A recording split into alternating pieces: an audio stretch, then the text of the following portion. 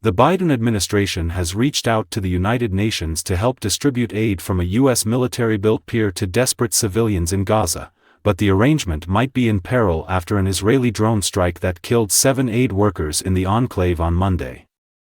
Before the deadly attack, the U.S. had been closing in on a formal agreement with an aid group to distribute food and other resources in Gaza once the military pier is established, according to 2 U.S. officials and 2 senior aid representatives whose organizations work in Gaza.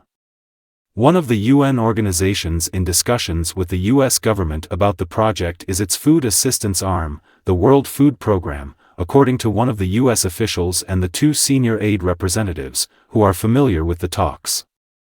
The administration is also in talks with other UN organizations to help with the project, the U.S. official said. All of the people were granted anonymity to discuss sensitive internal deliberations. But the Israeli strike on a convoy operated by the World Central Kitchen, the aid group founded by celebrity chef José Andrés, has complicated those discussions, according to a second U.S. official and the senior aid representatives. WFP and other groups are now pressing for additional reassurances from the U.S. for the safety of their aid workers, one of the people said. And the second U.S. official said aid groups are now questioning who they can trust. Steve Taravella, senior spokesperson for the UN World Food Program, said while discussions about participation in the project are ongoing, there is no definitive agreement regarding the UN and WFP stance at the moment. Any decision regarding the UN participation in the maritime corridor setup needs to be fully agreed on with the humanitarian agencies operating in Gaza, under conditions that allow for safe, sustained and scaled-up assistance to reach people in need, Taravella said.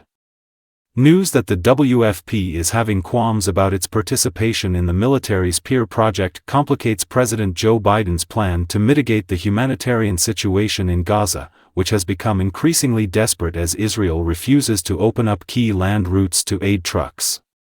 Aid groups say a famine is looming, even as the U.S. and other countries continue airdropping food and other resources into the enclave.